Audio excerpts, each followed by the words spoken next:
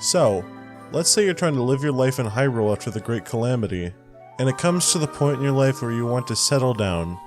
You obviously need some place to live, probably somewhere with a stable career, somewhere where you won't get killed by bokoblins or Lizalfos, and of course, somewhere where you'll meet your special one. The person you get married to, have kids with maybe, I don't know. What I'm saying is that you need a loving and caring partner. They're the person you want to grow old with. But how does one decide who to marry, especially in this chaotic state of Hyrule? Well, you need to weigh all the positives and negatives about each person first, and then you try courting them. And the single person in Hyrule with the most positive qualities is Prince Sidon, the charming prince of the Zora people. Let's look over what makes him so great.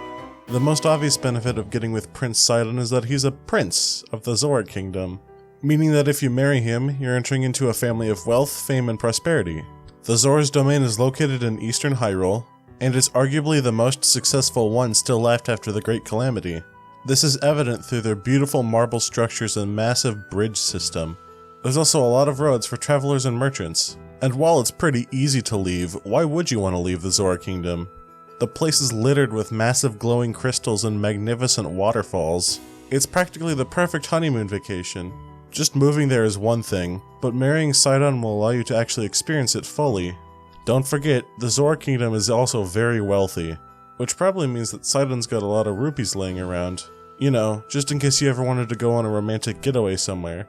Now obviously, there's more to love than wealth. You wouldn't get with somebody just because they had a nice job, or lived in a paradise, or were literally the prince of an entire kingdom. You want something more substantial than that. Let's inspect some of the physical aspects of the prince. Now the first thing that jumps out at me when seeing Sidon is how large he is. This is especially true when you look at the average Hylian next to him. I think it's fair to say that the taller you are, the more attractive you are. And whoo boy, look at how tall Sidon is. People on Reddit have estimated that he's about 10 feet tall. There's certainly a lot of man there. And unlike his dad, who a lot of his size is through his pudge, Sidon seems to be made of just pure muscle. Look at that body. Dude's so jacked he could probably grate a block of cheese on his chest. Look at his fit too. He knows he's handsome, and he's showing it off to everyone out there. And on top of that, look at that charming smile. He's able to woo all the ladies in the Zora's domain just with a strike of a pose. Speaking of ladies though, would he even be interested in me? Well, Sidon hasn't shown explicit attraction to anyone in the games, but we can assume he's turned down a lot of female Zoras. You know, cause he's gay. Sorry, technical difficulties there. We don't know if he leans one way or the other, but he did let Link ride him, so he's gotta be at least a little fruity, right? His relationship with women is very interesting though. Sidon could have any girl in the world and yet he doesn't. Part of that is definitely because of who he is as a person. For as bold as Sidon is, he wants to put on a good image for his people. Sleeping around with every person that wants to would probably be a very bad image for the Zora's domain. But also, this implies a little more romantic side to his love life. He just wants to find the right person in this world. Someone who won't use him for his money and fame, and who'll treat him just like a person. Or, I guess, a shark. He's genuinely a really sweet dude. Throughout your journey of Zora's domain, he's just popping up all over the place. He wants to help you out, give you gifts, treat you nice, that kind of thing.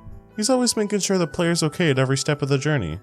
Even if they don't have a lot of time to interact, Sidon and Link seem to be pretty buddy-buddy by the end of their journey together. He even defends Link from Muzu's accusations. He's also just generally noble and brave. He's not afraid, and he knows when to take risks when he has to.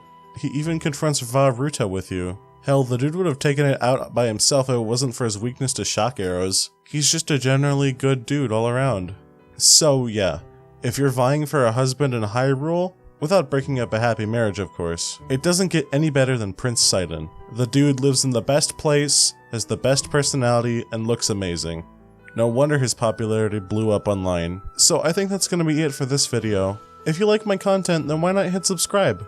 It costs you nothing and will make both of our days better. I've got more great stuff in the works, so I recommend sticking around. See ya!